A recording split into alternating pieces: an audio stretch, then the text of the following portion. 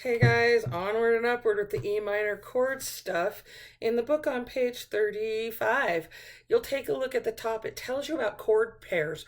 Read all of the words because they bothered to print them in the book. And when you see, they talk about what we've talked about from the beginning. Sometimes we use different fingering for different chords in order to make the chord changes sound smoother. Anytime you can keep a finger in contact, you can keep a finger fretted on the fretboard, it will make your playing sound smoother. So if you take a look at the first set of chord pairs that they have, the G to E minor to C to D7, you'll see that that's a good way to practice this. Now, remember, Miss Swallow has tiny hands, and so even though she has tiny hands, doesn't mean she can't play the guitar. It just means that it's really hard to go 2, 3, and 4 to play G major. So I won't do that one. So 2, 3, and 4 will be 1, 2, and 3, and then I'll just move my third finger and keep my second finger, move it down for A minor. It is a bit of a jump to C, but I could keep that first finger in contact with the second string in the first fret so I can hop to D7. Here we are. We're not going to do any fancy schmancy strumming patterns. We are just going to do ones on the beat so we can make sure we are concentrating on smooth chord changes. Here we are in 3/4 time. 1, 2, G major, 1, 2, 3, E minor, 1, 2, 3, C major, 1, 2, 3, D7, 1, 2, repeat to G, E minor, C major, D7, and stop. Okay, now they've got a couple of different strumming variations with different chord patterns in lines 80 and 81. Make sure you know what the rhythm is. On 80, that rhythm is down, down, up, down, down, up for the entirety of that exercise. So starting on G major, we're in 4/4 time. 1, 2, and ready and go. Down, down, up, down, down, E minor. 1, 2, and 3, 4, D7. 1, 2, and 3, 4, and 1, 2, and 3, 4, and of course they didn't end out that progression in a way that's satisfying. That D7 leads us right back to G. Please be smart enough to listen for how it musically is landing.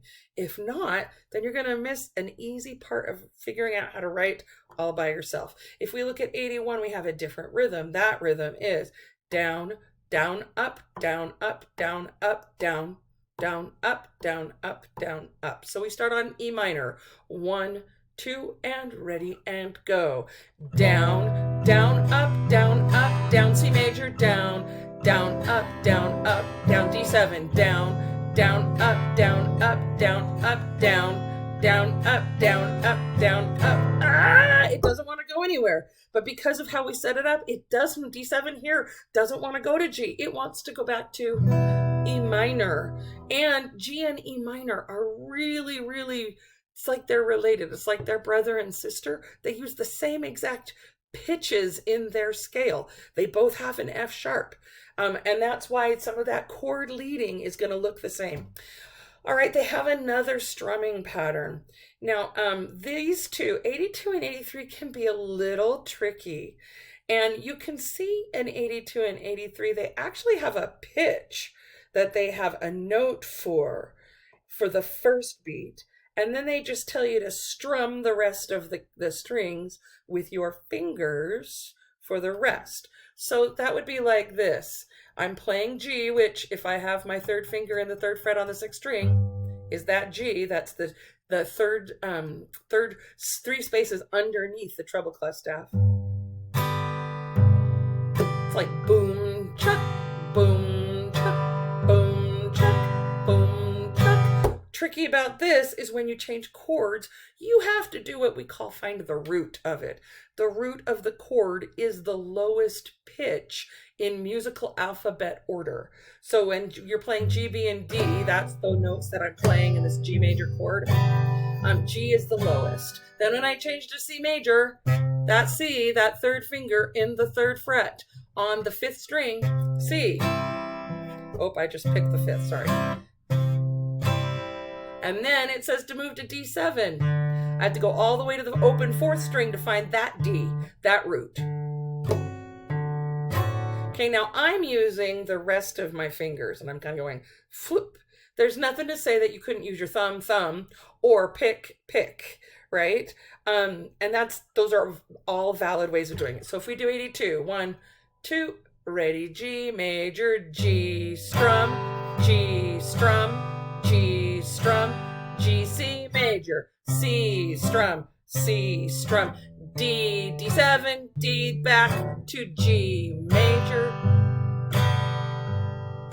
C major, C, C, D, oops, I didn't get that one, and then G. I'm pulling my hands away so you can see what I'm doing, and that's not a good way to play because your hand can get lost, all right? So make sure you keep your fingers close because then it's easier to find, and you won't make the same mistakes I do. So this plucking the root and strumming the rest becomes really great if you're in 3/4 time.